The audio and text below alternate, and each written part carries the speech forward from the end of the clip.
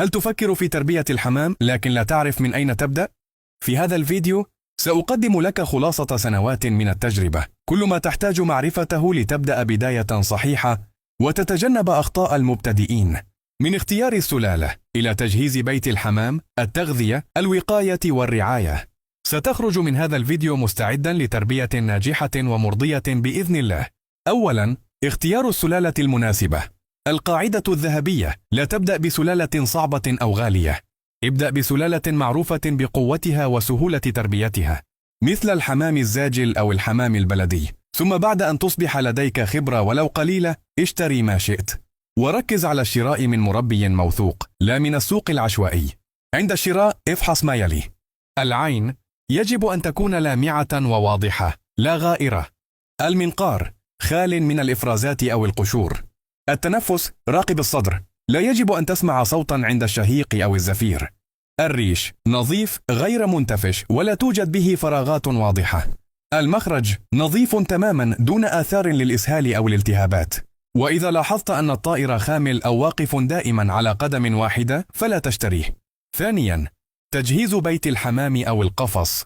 المكان هو نصف النجاح. يجب أن يكون بيت الحمام جافا جيد التهوية، لا تدخله رياح قوية ولا حرارة مفرطة. وجهه نحو الشرق أو الجنوب لتستفيد من شمس الصباح. اجعل أرضيته مرتفعة قليلا لتفادي تراكم الرطوبة. واستخدم شباكا تمنع دخول الفئران أو القطط. داخل البيت احرص على ما يلي: أعشاش كافية، مجاثم خشبية أو بلاستيكية بعيدة عن أماكن الطعام والماء، مشارب ومآكل لا تصلها الفضلات، حوض استحمام يوضع نهارا مرة في الأسبوع ويرفع بعد ساعة. ولا تنسى تخصيص قفص عزل للطيور الجديدة قبل دمجها مع البقية. ثالثا، فهم سلوك الحمام. الحمام لا يتكلم، لكنه يخبرك بكل شيء بلغة الجسد. رفرفة الجناحين عند دخولك طبيعية. الانكماش في الزاوية مؤشر مرض. شد الرقبة، التنفس السريع، فتح الفم قد تكون علامة على مرض تنفسي. نفش الريش صباحا فقط عادي، لكن إن استمر طوال اليوم فراجع حالته. راقب دائما شكل البراز، هو أول دليل على الحالة الصحية. سلوك الأكل، الطائر السليم يأكل بنشاط. تكرار الشرب، الشرب الزائد قد يدل على مرض كبدي أو هضمي. رابعا، التغذية المتوازنة. الغذاء هو الوقود. إن أطعمت جيدا قلت زياراتك للصيدلية. ابدأ بمزيج يتكون من 40% ذرة، 30% قمح، 20% شعير، 10% عدس أو أرز مطحون. نصائح إضافية: أضف القليل من زيت الزيتون مع بودرة الثوم أو الزنجبيل مرة كل أسبوعين. وفر الجريت، الحصى المطحون، والكالسيوم الطبيعي مثل عظام الحبار. استخدم خل التفاح الطبيعي، ملعقة صغيرة في لتر ماء كل 10 أيام. لا تترك الطعام في الليل حتى لا يفسد أو يتلوث. خامسا، الماء النظيف يوميا. 80% من أمراض الحمام تأتي من الماء الملوث. استخدم مشارب مرتفعة عن الأرض. اغسلها كل صباح وجففها قبل إعادة ملئها. تجنب تعريضها لأشعة الشمس خاصة في الصيف. ولا تستخدم مياه الآبار إلا بعد فحصها أو غليها إن شككت في نقاوتها. سادسا، برنامج وقائي شهري. من دون جدول وقائي لن تدوم صحتهم. كل أسبوع نظف الأرضية، غير الفرشة واغسل الأعشاش إن أمكن. كل شهر قدم فيتامينات متعددة لمدة 3 أيام. وإذا لاحظت تغيرات في البراز لابد أن تستشير متخصصا أو صاحب خبرة. اعزل الطيور الجديدة لمدة 10 أيام حتى تتأكد أنها سليمة وليس بها أي مشكلة. سابعا، التزاوج والعناية بالفراخ. الزوج المتفاهم يصنع الفارق. بعد وضع البيض يجب أن يتناوب الزوجان على حضانة البيض. الفراخ تطعم بالحليب الحوصلي أول أسبوع، ثم تبدأ تدريجيا في تذوق الحبوب. نصائح مهمة: لا تزعج الفراخ كثيرا في الأيام الأولى، وإنما فقط عند المراقبة. راقب التنفس والعينين لدى الفراخ يوميا. افصل الفراخ الضعيفة وراقب حالتها، وإن أمكن ساعد الأبوين في تأكيل الفراخ. حاول ألا تدع الزوج يبيض مرة ثانية حتى تكبر الفراخ الأولى. ثامنا، علم الفراخ الأكل في سن مبكر. من عمر 18 يوما ضع الحبوب قرب العش. اضرب الحبوب بإصبعك لجذب الانتباه. ضع قليلا من الطعام داخل فم الفرخ بلطف. بعد أسبوعين سيكون قادرا على التقاط الحبوب وحده.